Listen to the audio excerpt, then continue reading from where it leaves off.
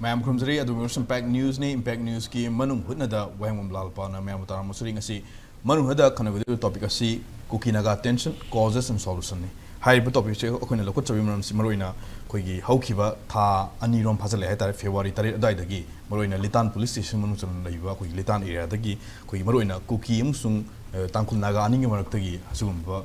tension have it, classes a whole classes of seat nearly tani puzzle still tani far puzzle of the high river. Babung Fana Sigi, Sangdina solution has about the Putobungam Dava. Itatana Kuki militant sing Havatare, Marina, Tangkul-Nagagi, Tomato and the villages in that Makatan, it takes a turpa. Even Narang Nahan Bovda, even thermal drones in Sinner, it takes a 3 heavy report labor. And a single Simaksu, Tomato and Bakui, little places Manux and labor, Hawaii village, Tangkulgi, Imai will sing. Duga women folks in the Maira by the Natolaga high incident, Kuki militants in the Satariba, at home was a pain the ones young from the protest at Tapulina, Mahomes the Nak Seliva, security forces or in the central forcing a sea, Lane Sigma homes at Taraposi, pain the way young from the central forcing a secret of the lady, Canada, some militants in a single Satira, Tamtira, at Exeter, Yango Lake to Itaga, the Hankro, having a demand for Yona. Protesting Sansa, but don't think the singer assume about young Irina talkie about Mui Karigimak talkie about class of Malaga, sing a simati or high class as see Karina South Torpa, Loivan Ivangam the Buggy Mong the Lerpa, and told the woman the report number port lap cinema morgan, the singer talkie posse, Karimam the Torkim, no Kari Totaga, the Common Saxim Tag, the Masiga solution see permanent oina. Solution proposal when you have game matang the ninga sig topics da kanan ni namu gi damak ta impact news ki studio the links and library gi get thang thang library so my bon form presents Jalarong United Committee Manipur ni oza my bon wa hamatara musri oza my bon gek thang library sina oza khuraj ma thoba working president ipsani oza thobu sta musri and last but not least I get hek thang the library sina oza Professor W Nabukumar retired head of anthropology MU oza Nabukumar sta musri yana bu question si ai oza mai bon lakse oza mai bon maruina Kuki yumsung Tangkul-Naga tare maruina tang hajiki wena di leiba tension si Kuki yumsung Tangkul-Naga gi martani as per Tangkul villagers sing matung na have da hajiki Kuki militant sing na bata Kuki militant sing na Tangkul village sing thangna na leiba nakna leiba Kuki village sing dagi nomai si tatana kap tharakpa drone sinaraga attack chathar report lakpa sina aki tu jangba khoi village misam praja dang ha itana thoanba masina maram orga hojik si pen da was hauning ba na pik thalak na ngasi masimaksu protest chathari ha tari mai wexing adu lai wahum di yanan ba khoina khoi maning halai makanda litan da thoki ba thodok ha da litan thoki thodok tu di sam sam na aduma top side kapagi incident to the Horaga, Makui, Mui Kagi Marta, Nuainadaba, Ningai Sanana, Topagi, Potam Lega, High Potam Urmutarasu, Mapung Fana Madugi, settlement ama, Pim on Gidaba, Dunam Oregon sing a simak to South Toki by Tarian, South Toki on a sing a simaksu, Karamaki Marta, control to Bungman, Vishism Lay Taragasu, Mamak Tatana, Aduma it takes a tarpa. Aduga except Chatak Morga, Lady But Tankul villagers sing be Marta village volunteers in defense oina koigi retaliate to no hand no kapagi exchange of fire si no tata the thok pai pau sta ba haju si tasing lady ba situation si yamna tense oi bi mong de lebra ground reality ji kamai le oza ba kamai thamini lampan muse koi sing do ji chathar ri se sing Kuki-Naga Naga conflict daga Naga mar to su tuan ba community da sum Kuki-Naga sum conflict le pa aip se akoi masi hawrokpham hawrokpagi maram se masi akoi munna khangba masang ne ba amadu khangga da se kana khangga de ge bam tamsida maruina Manipur da leriba law and order state subject ni na ko Manipur government asina maruina masi kamanda Kuki-Naga ga tawna iba conflict ase duga Kuki ne tawrok iba punamak ase masi Jati khai dre ma koi se so amaga conflict sum thok ne ba sing khak na tana phal phau dum ju metai ge store to ne isni asi de thoi si Kuki gi aim object moi vision moi ge road map amakak akhoi kam haine to pagi masi punamak community punamak sida moi yanaba amphau lei te vida nu si sanan le min bagi mahutta amagi community ama bosum lan toraga sum tangsilapagi khongthang ama kak ꯆꯪꯁꯤꯜꯂꯛꯄ ꯃꯇꯝꯁꯤꯗ ꯃꯅꯤꯄꯨꯔꯁꯤꯗ ꯇꯣꯏꯅ ꯁꯨꯝ ꯂꯥꯛꯄ ꯑꯗꯨꯒ ꯆꯍꯤ ꯁꯥꯡꯒꯤ ꯃꯃꯥꯡꯗꯒꯤ ꯁꯨꯝ ꯂꯥꯛꯄ ꯑꯗꯨꯒ ꯀꯨꯀꯤꯁꯤꯡꯁꯤꯒꯤ ꯃꯁꯤ ꯀꯩꯒꯤꯅꯣ ꯍꯥꯏꯕ ꯃꯇꯝꯗ ꯑꯩꯈꯣꯏꯅ ꯁꯨꯝ ꯑꯣꯕꯖꯥꯔꯕ ꯇꯧꯕ ꯌꯥꯕꯗꯤ ꯃꯈꯣꯏꯒꯤ ꯑꯦꯝꯁꯤ ꯀꯩꯅꯣꯕꯨ ꯑꯩꯈꯣꯏ ꯃꯌꯥꯝꯅ ꯍꯥꯏꯅꯔꯤꯁꯤ ꯗꯤꯁꯀꯁꯟ ꯃꯇꯝꯗ ꯃꯥꯒꯤ ꯆꯞ ꯆꯥꯕ ꯑꯃꯈꯛ ꯃꯥꯒꯤ ꯁ꯭ꯇꯦꯠ ꯍꯥꯏꯕ ꯑꯃꯈꯛ ꯂꯩꯇꯕ ꯑꯗꯨꯒ ꯃꯥꯒꯤ ꯂꯝ ꯑꯩꯈꯣꯏꯅ ꯑꯣꯀꯨꯄꯥꯏ ꯇꯧꯕ ꯗꯣꯃꯤꯅꯦꯠ ꯇꯧꯕ ꯑꯦꯔꯤꯌꯥꯁꯤ ꯍꯥꯟꯅ ꯑꯃꯐꯥꯎ ꯂꯩꯔꯝꯗꯕ ꯃꯣꯏꯅ ꯁꯨꯝ ꯀꯦꯞꯆꯔ ꯇꯧꯔꯒ ꯂꯥꯟ ꯇꯧꯕ꯭ꯔꯥ ꯃꯤ ꯍꯥꯠꯄ꯭ꯔꯥ ꯑꯃ ꯇꯨꯞꯄ꯭ꯔꯥ ꯑꯗꯨꯝ ꯇꯧꯔꯒ ꯁꯨꯝ ꯂꯥꯛꯈꯤꯕꯒꯤ ꯍꯤꯁꯇ꯭ꯔꯤꯁꯤ ꯁꯨꯝ ꯃꯅꯤꯄꯨꯔꯁꯤꯗ ꯂꯩꯔꯛꯄ ꯑꯩꯈꯣꯏꯅ ꯍꯦꯛ ꯍꯥꯏꯕꯗꯨꯅꯤ ꯆꯨꯔꯥꯆꯥꯟꯄꯨꯔꯁꯤ ꯀꯔꯝꯕ ꯃꯑꯣꯡꯗ ꯆꯨꯔꯥꯆꯥꯟꯄꯨꯔꯗ ꯀꯨꯀꯤꯁꯤꯡ ꯃꯌꯥꯝꯁꯤꯒꯤ ꯆꯪꯁꯤꯜꯂꯛꯃꯤꯁꯤ ꯀꯗꯥꯏꯗꯒꯤ ꯆꯪꯁꯤꯜꯂꯛꯄꯅꯣ ꯍꯥꯏꯕꯁꯤ ꯑꯩꯈꯣꯏꯅ ꯃꯁꯤ ꯃꯅꯤꯄꯨꯔ ꯒꯚꯔꯟꯃꯦꯟꯠ ꯁꯦꯟꯇ꯭ꯔꯦꯜ ꯒꯚꯔꯟꯃꯦꯟꯠꯅ ꯈꯪꯕ ꯑꯃ ꯆꯪꯉꯦꯕ ꯃꯈꯣꯏꯒꯤ ꯃꯗꯨ ꯀꯃꯥꯏꯅ ꯇꯧꯔꯒ ꯆꯪꯈꯤꯕꯅꯣ ꯆꯨꯔꯥꯆꯥꯟꯄꯨꯔꯁꯤꯗ ꯑꯁꯨꯛ ꯌꯥꯝꯅ ꯈꯨꯟꯗꯥꯔꯤꯕ ꯄꯨꯝꯅꯃꯛꯁꯤ ꯑꯗꯨꯗꯤ ꯃꯈꯣꯏ ꯂꯥꯛꯇ꯭ꯔꯤꯉꯩꯗ ꯀꯅꯥ ꯂꯥꯛꯍꯧꯔꯤ ꯀꯅꯥ ꯂꯩꯍꯧꯕꯒꯦ ꯀꯅꯥꯅ ꯂꯩꯕ ꯃꯗꯨ ꯑꯦꯔꯤꯌꯥꯗ ꯍꯥꯟꯅ ꯃꯣꯏ ꯀꯨꯀꯤ ꯆꯪꯉꯛꯄ ꯃꯇꯝ ꯆꯪꯗ꯭ꯔꯤꯉꯩ ꯃꯇꯝꯁꯤꯗ ꯀꯨꯀꯤ ꯖꯧꯁꯤꯡ ꯆꯪꯗ꯭ꯔꯕ ꯃꯇꯝꯗ ꯀꯅꯥꯅ ꯑꯣꯀꯨꯄꯥꯏ ꯇꯧꯔꯝꯃꯤ ꯃꯗꯣ ꯑꯗꯨ ꯀꯅꯥꯕꯨ ꯍꯥꯟꯅ ꯂꯩꯔꯝꯕꯗꯨ ꯀꯔꯝꯍꯥꯏꯅ ꯇꯥꯟꯊꯣꯛꯈꯤꯔꯒ ꯃꯣꯏꯅ ꯑꯣꯀꯨꯄꯥꯏ ꯇꯧꯔꯤꯕꯅꯣ ꯍꯥꯏꯕꯒꯨꯝꯕꯁꯦ ꯑꯃꯈꯛ ꯃꯁꯤꯁꯨ ꯎꯕ ꯑꯃ ꯆꯪꯉꯦꯕ ꯑꯗꯨꯃꯥꯏꯅ ꯎꯕꯗꯨ ꯑꯗꯨ ꯈꯪꯂꯕ ꯇꯥꯔꯒꯗꯤ ꯍꯥꯏꯔꯤꯕ ꯁꯤꯆꯨꯋꯦꯁꯟꯁꯤ ꯇꯦꯀꯜ ꯇꯧꯕ ꯌꯥꯝ ꯂꯥꯏꯌꯦꯕꯀꯣ ꯑꯗꯨꯅ ꯍꯧꯖꯤꯛ ꯂꯥꯛꯂꯤꯕ ꯏꯁꯨꯁꯤ ꯂꯥꯛꯄ ꯃꯇꯝꯗ ꯁ꯭ꯄ꯭ꯔꯦꯗ ꯇꯧꯊꯣꯛꯄ ꯃꯇꯝꯗ ꯆꯨꯔꯥꯆꯥꯟꯄꯨꯔ ꯈꯛꯇ ꯅꯠꯇꯕꯤꯗ ꯍꯧꯖꯤꯛꯀꯤ ꯅꯥꯒꯥꯅ ꯅꯝꯅ ꯇꯥꯕ ꯔꯝ ꯍꯥꯏꯕ ꯇꯥꯔꯦꯀꯣ ꯆꯤꯡ ꯑꯁꯤꯗ ꯅꯥꯒꯥꯅ ꯍꯥꯟꯅ ꯅꯝꯅ ꯇꯥꯔꯤꯁꯤ ꯀꯩꯒꯤꯅꯣ ꯍꯥꯏꯕꯨ ꯍꯥꯟꯅ ꯂꯩꯕ ꯅꯥꯒꯥꯁꯤꯡꯁꯤꯅ ꯀꯨꯀꯤ ꯂꯥꯛꯇ꯭ꯔꯤꯉꯩꯗ ꯍꯥꯟꯅ ꯂꯩꯔꯝꯕ ꯑꯗꯨꯗ ꯂꯩ ꯌꯥꯅꯕ ꯍꯣꯠꯅꯔꯛꯄ ꯃꯇꯝꯗꯗꯤ ꯀꯩ ꯗꯔꯀꯥꯔ ꯑꯣꯏ ꯍꯥꯏꯖꯔꯒ ꯅꯣꯟꯖꯔꯒ ꯂꯩꯔꯛꯄ ꯒ꯭ꯔꯨꯞ ꯈꯔ ꯑꯗꯨꯒ ꯃꯄꯨꯡ ꯐꯥꯔꯛꯀꯥꯟꯗ ꯅꯝꯐꯨ ꯍꯥꯐꯨ ꯇꯧꯔꯒ ꯏꯟꯊꯣꯛꯑꯒ ꯃꯣꯏꯅ ꯑꯦꯔꯤꯌꯥ ꯗꯣꯃꯤꯅꯦꯁꯟꯁꯤ ꯆꯥꯎꯅ ꯇꯧꯔꯛꯈꯤꯕ ꯃꯁꯤꯒꯤ ꯍꯦꯕꯤꯠ ꯃꯁꯤꯒꯤ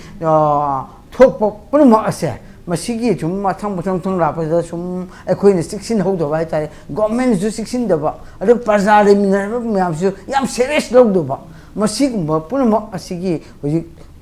ꯊꯣꯛꯂꯤꯕ ꯄꯨꯝꯅꯃꯛ ꯑꯁꯤ ꯃꯗꯨ ꯌꯥꯝ ꯁꯦꯔꯤꯌꯁ ꯂꯧꯔꯨꯗ꯭ꯔꯦ ꯑꯗꯨꯒ ꯃꯤꯌꯥꯝ ꯂꯩꯃꯤꯟꯅꯕꯁꯤꯡꯁꯨ ꯌꯥꯝ ꯁꯦꯔꯤꯌꯁ ꯑꯣꯏꯗ꯭ꯔꯦ ꯒꯣꯔꯃꯦꯟꯅꯁꯨ ꯁꯦꯔꯤꯌꯁ ꯑꯣꯏꯗ꯭ꯔꯦ ꯃꯈꯣꯏ ꯆꯪꯂꯛꯂꯤꯕ ꯄꯨꯝꯅꯃꯛ ꯑꯁꯦ ꯃꯣꯏ ꯑꯇꯣꯞꯄꯗꯒꯤ ꯆꯪꯕꯅꯤ ꯍꯥꯏꯕꯁꯤ ꯂꯣꯏꯅꯃꯛꯗꯤ ꯈꯪꯕ ꯑꯣꯖꯥ ꯊꯝꯕꯤꯔꯤꯁꯤ ꯑꯗꯨ ꯑꯣꯏꯇꯥꯔꯒꯗꯤ ꯑꯩꯈꯣꯏꯅ ꯇꯨꯡꯍꯜꯂꯒ ꯃꯅꯤꯡ ꯍꯜꯂ ꯌꯦꯡꯕ ꯀꯥꯟꯗ 1990ꯁꯀꯤ ꯃꯇꯝꯗ ꯀꯨꯀꯤ-ꯅꯥꯒꯥꯒꯤ ꯑꯆꯧꯕ ꯀꯣꯟꯐ꯭ꯂꯤꯛ ꯑꯃ ꯆꯍꯤ 4-5 ꯍꯦꯟꯅ ꯊꯣꯛꯈꯤꯕꯒꯤ ꯄꯣꯠꯁꯤ ꯃꯇꯝꯗꯨꯗꯁꯨ ꯑꯣꯏꯈꯤꯕꯁꯤ ꯑꯩꯈꯣꯏꯒꯤ ꯃꯔꯨꯑꯣꯏꯅ ꯑꯩꯈꯣꯏꯒꯤ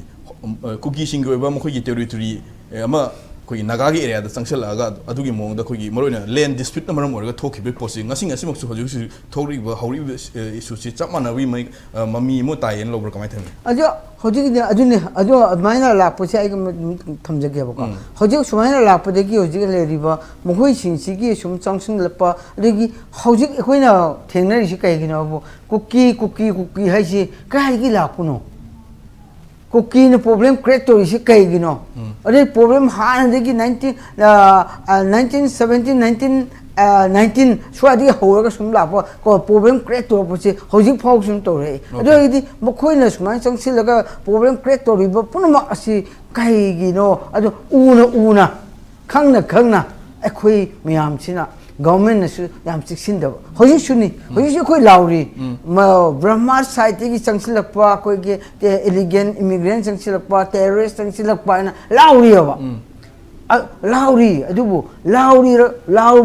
ꯂꯥꯎꯔꯤꯕ ꯁꯤ ꯀꯅꯥꯅꯅꯣ ꯄ꯭ꯔꯖꯥꯅ ꯂꯥꯎꯔꯤꯅꯤ ꯑꯗꯨ ꯑꯣꯏꯔꯗꯤ ꯃꯗꯨ ꯆꯪꯍꯟꯗꯅꯕꯒꯤ ꯄꯣꯂꯤꯁꯤꯗꯤ ꯑꯩꯈꯣꯏ ꯀꯅꯥꯁꯨ ꯄꯥꯏꯈꯠꯇꯦ ꯑꯗꯨꯒ ꯃꯁꯤ ꯏꯂꯤꯒꯦꯟ ꯏꯃꯤꯒ꯭ꯔꯦꯟꯁꯤꯡꯅ ꯇꯦꯔꯣꯔꯤꯁ ꯃꯌꯥꯝꯁꯤꯅ ꯍꯧꯖꯤꯛ ꯎꯈ꯭ꯔꯨꯜꯗ ꯇꯧꯔꯤꯁꯤ ꯑꯁꯤꯅꯤ ꯑꯗꯨꯒ ꯏꯔꯦꯡꯗ ꯅꯍꯥꯟꯃꯨꯛ ꯇꯧꯔꯤꯕꯗꯨ ꯑꯗꯨꯅꯤ ꯑꯗꯨꯒ ꯑꯇꯣꯞꯄ ꯑꯦꯔꯤꯌꯥꯁꯤꯡꯗ ꯇꯧꯔꯤꯕꯗꯨ ꯑꯗꯨꯅꯤ ꯑꯗꯒꯤ ꯃꯣꯔꯦꯗꯒꯤ ꯇꯥꯟꯊꯣꯛꯂꯕ ꯄꯣꯂꯤꯁꯤ ꯆꯨꯔꯥꯆꯥꯟꯄꯨꯔꯒꯤ ꯇꯥꯟꯊꯣꯛꯄ ꯄꯣꯂꯤꯁꯤ ꯄꯨꯝꯅꯃꯛ ꯑꯁꯤ ꯃꯈꯣꯏꯒꯤ ꯍꯤꯗꯟ ꯑꯦꯖꯦꯟꯗꯥ ꯑꯃꯈꯛ ꯂꯩꯔꯒ ꯃꯣꯏꯒꯤ ꯇꯧꯔꯛꯄ ꯂꯥꯟꯅꯦꯕ ꯑꯗꯨ ꯎꯅ ꯃꯈꯣꯏꯁꯤ ꯀꯃꯥꯏꯅ ꯇꯧꯔꯒ ꯑꯗꯨꯑꯣꯏꯗꯤ ꯇꯧꯔꯤꯕ ꯃꯌꯥꯝꯁꯤ ꯀꯃꯥꯏꯅ ꯇꯣꯛꯍꯟꯁꯤꯒꯦ जाति लोग खन्ना कामनाबा सुमान संगसिलब मैम कमायना कंट्रोल तौसिगे है गवर्नमेंट पॉलिसी कई लेरगेबा सेंटर कई उरगेबा प्रजा मियामदी मधुगी यादबगी दमक को लाउरीबको लाउरीबो पुनमक असिबो हजिसु लाउ लाउ तोकदब ओरेदी मखोइना हिंजिलकनेबको अदुरगदी कोई मियाम हाइरि सेंट्रल फोर्स ननी सेंट्रल फोर्स ने मिसंग चली सिक्योरिटी मियाम से मिसंग चपगिनी न सेंटर गी लीडर सिंगना का सिंपैथी लेबगिनी हाइरिबको अदुरगदी मखोइ हाइरिबो उरे उरगा को प्रजा मियाम हाइरिबो सेंटर न खब फेवर तोरे सिक्योरिटी तोरे दि तौरिबो मिसिंदुरगा कईगी दमक कोइना मसि तौबि यारो हाइबसि चिन खक हंगांगी कईनो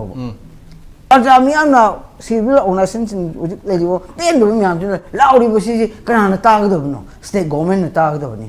सेंट्रल गवर्नमेंट न तागदबनी स्टेट गवर्नमेंट सेंट्रल गवर्नमेंट न ताबि जब तासु खंग एक्शन पैखरक्तदि कनाना जो पैखनबो प्रेशर कना पीनी कोई प्रजा मियाम दि लांग लेरे अदुदि प्रजा मियाम याद्रे हेब कनाना हाइनी स्टेट गवर्नमेंट न हाइगदबनी बको अदुम मतम खकदा कोई पोथाबो फंगनी अदुना हौजिक लेरिबो इशू सिदा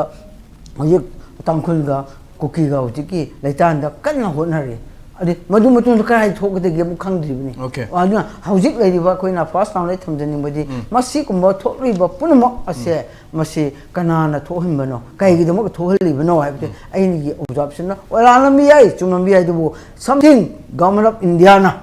गवर्नमेंट ऑफ इंडिया ना होम मिनिस्ट्री मखादा अदो ऑनरेबल प्राइम मिनिस्टर मखादा समथिंग मखोइना हजिकी लाक्लिबा इलीगल इमिग्रेंट सिंग चक्सिलपकी टेररिस्ट सिंगबु कंट्रोल तोबि यानब खता मोय थेमी यानब खता समथिंग कइनो मत तोबिनिमगी अपाम लेबगी दमकता हजिक फाव चथालिबनि हाइजे लौनिंगी मरमदी मसिगी आइना हाइबा बोसिदि मखो हजिक खुन नुमई कापा असी तो मसी इरांग थोक्तरदी मोई इशू असिगी इंपोर्टेंस लेरोदबा अदुना मसिगी थोहलगा इनसिलगा थोहल मतुंगदा फरे नखोइगी सीसी हाइना खतंग समथिंग मोइगी पीबी हाबा तो पी थोक यानबि दमता गवर्नमेंट ऑफ इंडिया हजि फो फ्री थारागा मोइबो ओपनली अखोइ जाति अमबो खन्ना हनबने से हम राउंड थमजे ओके थागा सिरियो जमाइबोन मखा ताबसी ओसा अथौलाक्सी अथौबा मोनो हजि लाई पोसी हजि की ओइनादी कुकी अमसुंग तांकुल नागागी मरक ओइरिबा लिटान उख्रुल अमसुंग आमजुंग डिस्ट्रिक्ट की तोंगा तोंबा मफम खरा धाबे तारे नागा विलेजेस दा अटैक चथरबी पोसी अजाय बोनगी स्टेटमेंट मरोइन इंडिया गवर्नमेंट की मसिदा हिडन एजेंडा मा लेबिगो मी चाउं ताइ हे पोतनी हजि हजि कई नो सेंट्रल फोर्स मैम से लेरि सेंट्रल फोर्सेस किनसु फजना नाक सेनबगी पोसी मगुं फाना पांगथोक तो पोतुम से लेरि अदुना मवांगी 1990s की मतम थोकिबे कोई नागा की कॉन्फ्लिक्ट तसु कोई हौरफम ओयो पोची ओइना टेरिटोरी मतंग लमगी मतंग डिस्प्यूट लेगिबदुन मोरगा तव पोची स्टिंग असिसु कोई कुकी सिंगी ओइबा मसागी कोई मरमदम मसागी लम अमा लेतबनु मोरगा मखोगी लम अमा मसागी ओइबा सेंगतनबा होनबगी पोसी लापदगी सिगी पोसी थोरपनी है पोसी ले अदुना हौजिला हमदे तसेंग मसी टेरिटोरियल अखोगी लैंड डिस्प्यूट अखोगी टेरिटोरियल ओवरलैप तौनबगी पोट ओइगदुरिया मसी कॉजेस से नत्रगा सिदा इंडिया गवर्नमेंट तसिंग हिडन एजेंडा अमा लेबिदुन मोरगा थोन बादुंबा अखोगी कॉन्फ्लिक्ट क्लासेस अमा टेंशन अमा ओइगदुरा अजा थोइ मिंग द कमाइन थबिदि सिगी से लालपान खोना येंगबो याबसि नेचर ऑफ मागी कॉन्फ्लिक्ट हाइगदुरे को नेचर ऑफ कॉन्फ्लिक्ट सी मागी ममांग दे खोना मेगी तांग हुमदगी 2023 दगी होरखिबा इरांग सिगा सिगी मागी नेचर ऑफ कॉन्फ्लिक्ट सिगा होजिक लाइबा तौरि पोसिगा मागी कॉन्फ्लिक्ट की मोंग सी मानदब तारगसु मागी डिजाइन अमदि मागी पैटर्न सी येंबा कांददी समवेयर अदुम मानब पोट खरा अदुम लै इवन से प्रोटेस्ट तौरिबा प्रोटेस्ट सिंगी मोगी स्टेटमेंट एंड मोगी स्लोगन्स एंड मोगी बैनर द पीदी पोती हो स्वाइदा मतमदुदा कोई स्वाइदा इमाई बेन मयाम मना कोई मताइदा लेरिबा खुनसिंगदा पेनदर कांदा इंडियन सेंट्रल फोर्सेस सिंगना मसागी एग्रेसर सिंगदुगी मायोक्ता लौकटकदबा एक्शन जे लौरक्तबदगी पेनददना तौरखिबा अदगी असम राइफल्स की मायोक्ता बट कोई मणिपुरदगी असम राइफल हनगिनबगी डिमांड तौरखिबा अदगी मोगी मूवमेंट द रेस्ट्रिक्शन लाखिबा अदुम बमोइदा डाउट मोइदा क्वेश्चन तौरप पोट मयाम मोइदा कॉन्फिडेंस लेरक्तबगी पोट मयाम स्वाइदा तौखिबा पोचे हुजिक चिंगदा इरांग से थोरक मतम चप चाना तारे ana central forces singna Kuki gi maruina Kuki kulai paiba armed aggressor singsigi mayokta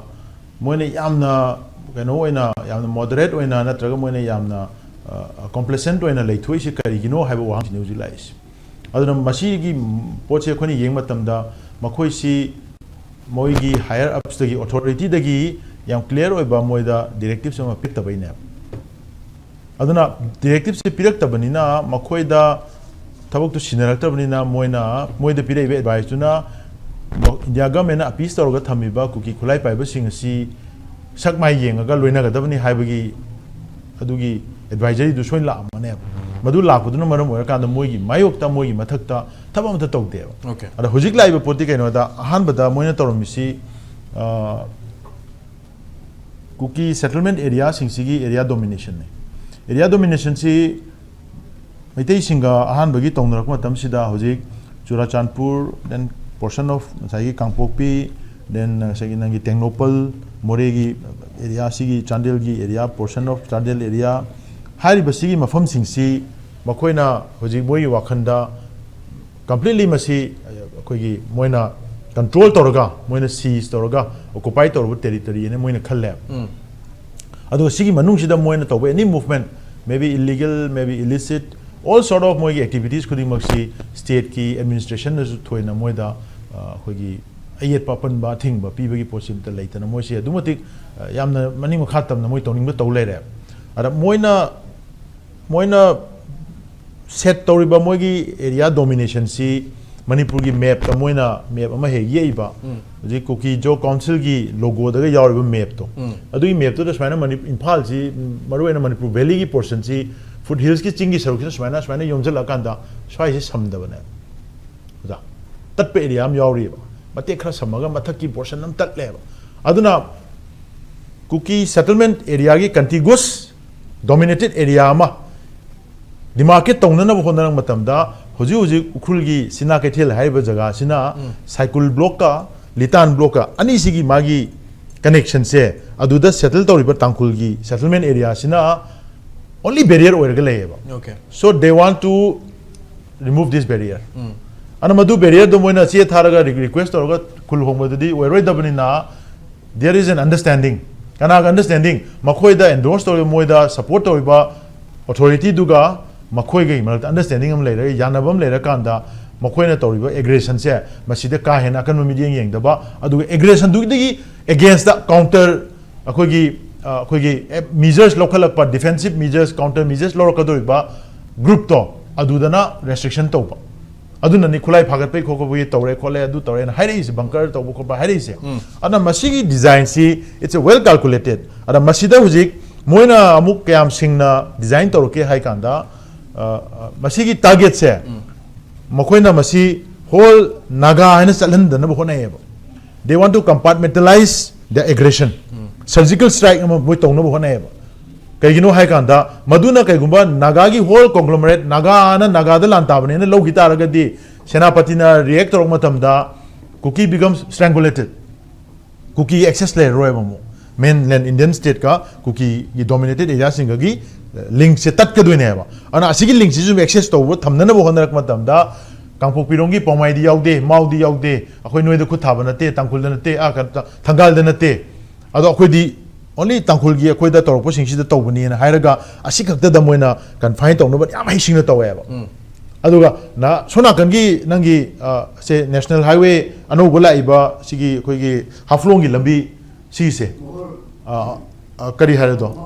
mahur ireng kun gi takadori ba asigi lambi sida su mu asigi highway se another alternative access amo ere kadoi se masi tactically strategically control tongna bai damakta Indian army gi proxy oina work toriba Kuki su group sing se mobilize torokanda ano settlement pi ri bes madu settlement si ireng gi kunjingna madu thinguba matam dane ba KNFP gi kanguna bus stand da Kuki land ana toroga thajalmaga bus stand today mena ireng gi kunja koi inpui singa irang thokrido aduda KNFP gi kadar kunthani pu tholaga nomi pairaga mi khunda changjalak matamda central force me amdun lepagi yengle na irengi koigi maruina inpui naga chino me amna kai gino na si chaligi kamai to ino na ground rule ya da pura ma tawda kai ma react tawdri ne aduna moina masi tactically surgical moina targeted attack se tawra kan da whole naga population da attack tawba malandraga moina dominate tawda ba moigi strategy point si da changjal kan da hit to hale sigi poche it's not just koigi Kuki gi khulai pai ba Kuki gi separatist group khatagi Kuki narco terrorist group khara khaktana tawba pona teba masi moida empower tawba moida endorse tawba ado moida indirectly moida consent pithokpa pona me yauri madugi yauri potuna maram oy kanda sigi poche tawrai neba ada luri di akoigi ladiba kai haitare government of India na Manipur gi whole maruena counter insurgency ki moigi operation se chatharak matam da Kuki gi proxies mayam se su group ta ladiba proxies mayam and su group ki proxies mayam se masina moigi khwaidagi hena convenient oiba moigi stakes ama oire instrument ama oire ba sigi instrument sina hojik naga da su attack to bangame metei da su attack tawre adu animak sida tawra kanda Manipur si khogi 3 territory idea amada moina madu demarcate tongna ba honari ba sigi poche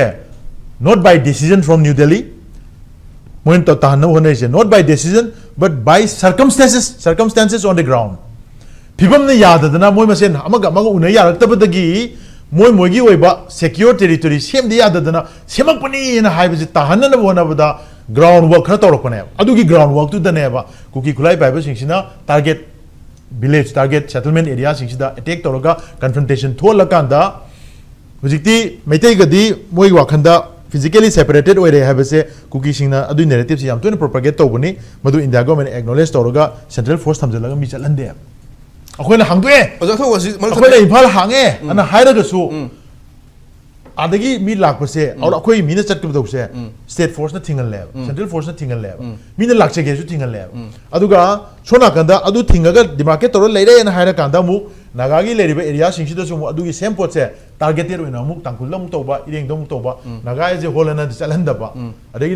liang mai konsang khulgi da mu toba adbaina toro ga mochi moina injala kanda 3 territory ki idea si India government na machi realize to honana bagi ground circumstances ama ground da same na ba hona bagi aggression makhalama ni habase machi koi bap ta adu lagi lo internet okay tha sri oza thoba I oza na ba la no ko hujik lai honji maroina India government na Manipur gi hujik si Manipur ji ahum thokna khaidok pa khadok na hona bagi pot ama tawbra miyam da taseng na masi gi yam na mayek sengba pot ama uhunda ba taraga su manung da khoi maseng manakta amaga yanada boin uhulaga ahum thokna khaidok pu yana bagi lambi ma hot private question dum lai aduga loina na jiksi khoi tangkhul gi imaibel sing na bata nupi sing na jiksi mafam du lai riba central force sing si the thaza wa han tarak pai tai ko leibagi kana ba leitim even noi hallo habagi pot pot la pai tai even khoina Imphal Valley da su high riba situation si thoke bata Manipur gi May 3 ki koi crisis yem kan da su central force sing sina khoi nakana ma gi chang bi pot ma mi tarak badagi khoi central force sing asi misam yang nga oi du ta ga di leibi kana di han ko posila si gi same narrative si same khoi issue si jiksi lai ba aduna yengba kan da kadai do no India gi policy national policy da khoi Manipur di yeng khoi sa thari ba thong si miyang pro khoi miyang gi anti people oi ba masi sum thokba mathok ta bi pot na ma lai ra bra ko sam thori ozana kamai tha sigi matang si da ram pa khoi na yeng ba ya ba se khoi ge mai bon na su tak pi re adu da gi de khoi athok ba su thap ne yam phajana na lai se samot tor ai na su phil to ba se khoi na khitang history si hangat na yeng ba gi mathok tai na khale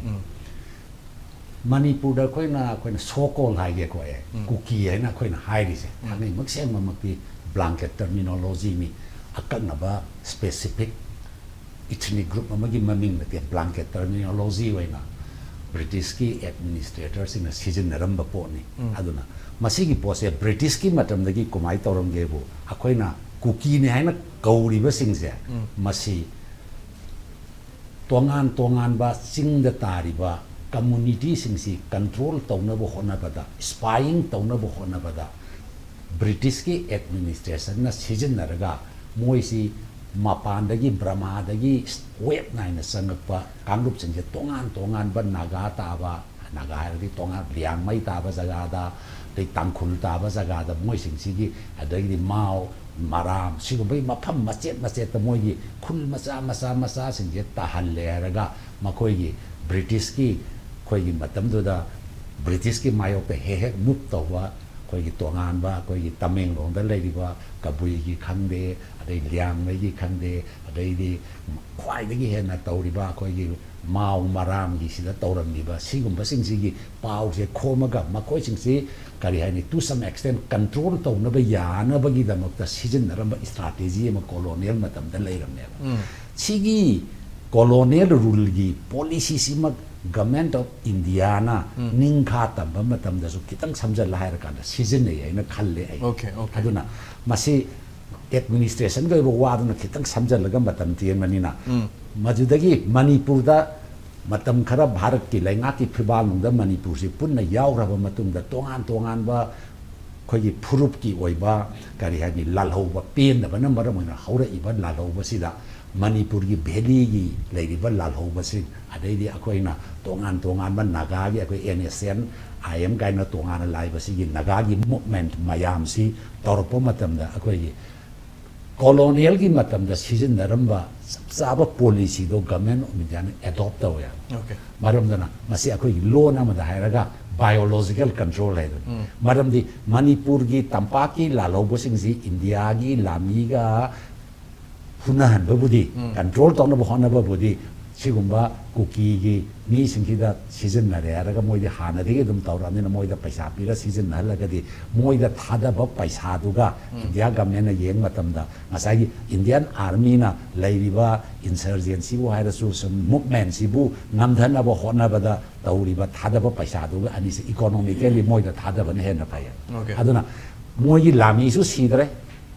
Indian army su sidre le moi da tawlaga songna laga tawdana Valley da leramba Manipur gi tongan ba koi gi movement si da evolve to ramba tongan ta ma group si pura takho krimi da na so Myanmar ke no yong na samai to na masi biological control da mani koi na ken khuda mo na raga kari gumba pambi ma da tin na ma tar ga di tin du da hidak kapsan bai mo ta tin du sa thok pa ngamba tin du ga phuna ba ngamba tin ma khana ma thado wa ba do adu gi lon da ne koi na biological control ai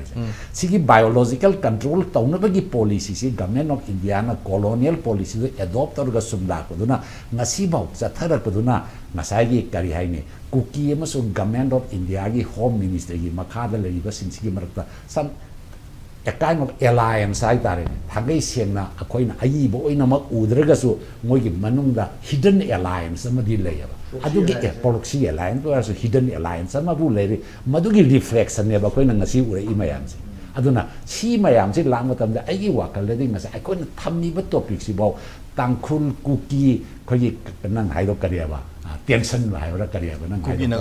Kuki-Naga tension ba so ai ethnic oi ba sigi maming sigi tension ji bo hai bi mo ta hoi tangkhul budi tangkhul loi re kuki gi di lal ho ba ngasai ke ne kham de moi le ba chu ri bo group tu la ba tension oi na la ya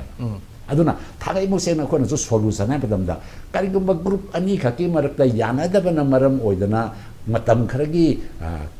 tension bu oi re kind of conflict bu oi re feud bu oi re FEW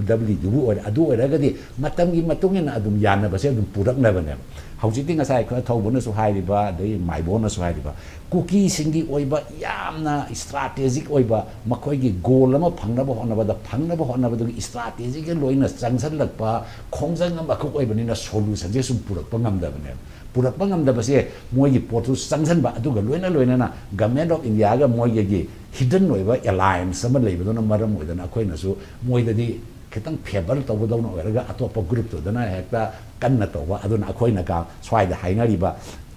mai tai ga kuki ga to ma tam da Manipur gi tampak da law leita sorry tampak da ma law se apply to sing da di apply to da pra ka be question to le je ad mai to na hojik sem nang na so hari bana tangkhul singi marak te gi su law si tangkhul da ma apply to ga songi na kan ni mo ga phunari ba group to da di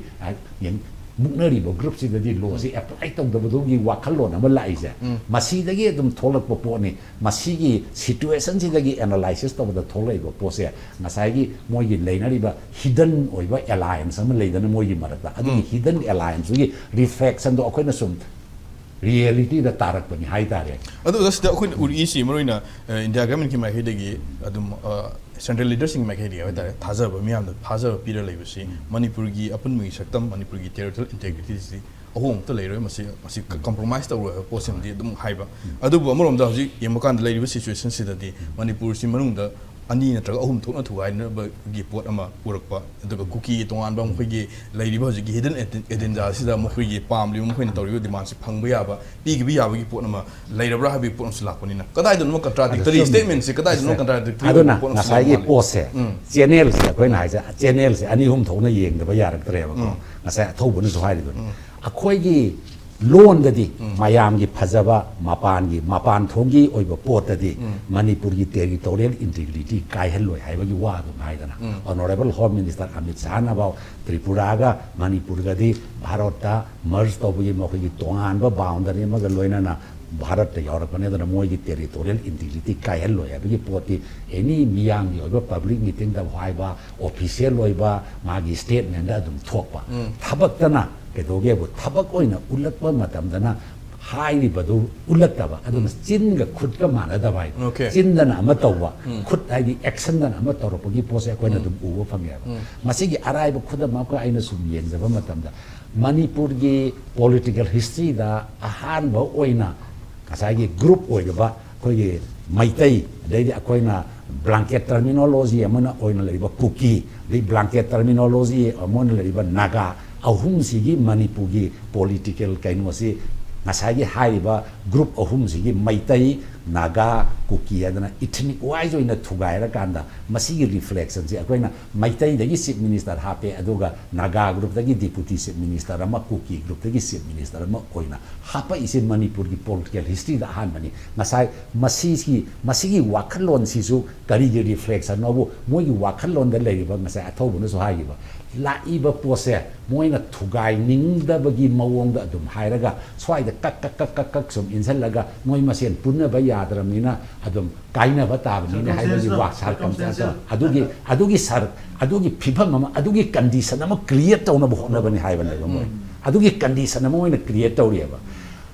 yongna hawdongani da tan yelaga tan do loina le hawdan gi condition ama create taw do maina laidi ba pose koi government of India di mase Manipur gi territorial integrity se kai hen ba pam da bani adubu leiminari ba noi mayam gi marakta noina sangna ba yaraktra ba unna ba yaraktra nina masi santi purakna ba lambi di noi gi ba tongan ba territorial amamam khaido oga thamba na taga separate administration any kind madugi modality di yamna lapa yai ko thangai chang ma geographical territory ti si Manipuri ne thamaga administration gi matang da tongan mong da thugai ra pa Nagaland da ka tawri si model lapa yai Assam da leli ba si gi koi gi model khar lapa adu magi model ma tarak pa yana ba si hona ba matam da moina tawri ba wakhalon je karim ha ba mase center na pam na tawba na te thoi ba local gi ethnic condition ethnic situation duna compel tawraktana tawdaba yadadana tawrakpagi phibam amada tawbani haibagi wakhalon do madugi maral punamak to ground reality da semaga madugi maral punamakuna leiba mi singji da pisallaga makoina achumba tawgi sanabagi condition amakak tawi adugi madugi ka khongjang nai ga randu kari ani strategy hai tare ni ko strategy makak tawri masigi strategy se akoi leiminari ba singsina punna khanghaudra khamin haudra ga di aina haining ba se masigi strategy si leiminari ba koi punna mangna munna khangmin haudra ga di akoi na angang oi ga tar tamakpa yong da tan yen ga yelaga haudong ani na karim ta phangodo na kappa ga topagi phibam do madu tarakani maram di leiri ba pose aduki matik Manipur da leiri ba phur khudi ma se aduki matik divided oi gai center na khoi aduki matik line na control to bang mani akoi na punna akoi gi meeting amada tham matam da akoi ga moi ga mukna ba se mapung mukna ba hai di akoi gi chawkhatna bagi lambi da khangde akoi gi hak ki lambi da khangde anything akoi gi socio cultural life da khangde political life da khangde akoi gi entity ama oina Manipur se kai ya da ba entity ama oina idea of Manipur gi wakhalon da yomong ba entity ama oina le yare di akoi punna khangmin na hong ga di mase akoi na sinje bani ba ta na bagi strategy ma semaga masi create or in aduna constitution na ya ba mawong da ba community achauba blanket community ani khaki deputy chief minister ani hapaga amakhak tawra paise ethnic politics ki mami tar panato siang ko ibo political history sai hum rarong imaya sida amukta sumai tawna tawra ko uri han bo oina naga dagi ama kuki dagi ama thammaga sumai tawna tawra iba reflection se ko government represent praja gi nu chimba constitution na ya ba se ni bo government se da reflection na ma lai si madu makoi gi hidden oi ba idea do gi kitang phongdo ra ko gi lamni ama ta bara hai gi akhalong se tham okay thaga siri wajana ko maru na hojik lai wa hum di khoi gi colonial period matam da ta british matam da khoi gi senior ba policy maru na khoi kuki sing asina khoi na khulai na senior ga khoi gi maru na naga oi be entraga maiti be si gi potsi khoi gi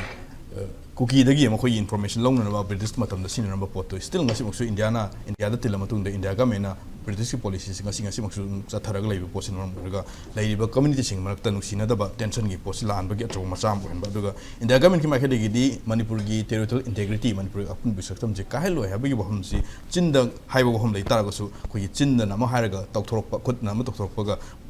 khoi khena bi pot lak pa chin khut ka mana da ba gi thong sim india government chatharak pa aduna taseng ta sena masi matang sida khoi amatu oina manipur gi khoi territorial integrity si kan ge dog manipur gi apun bi saktam aseng saktam se dong leng leng ge ta ga di manipur da lai ri ba khoi yellow mi fruit sing si amatu oina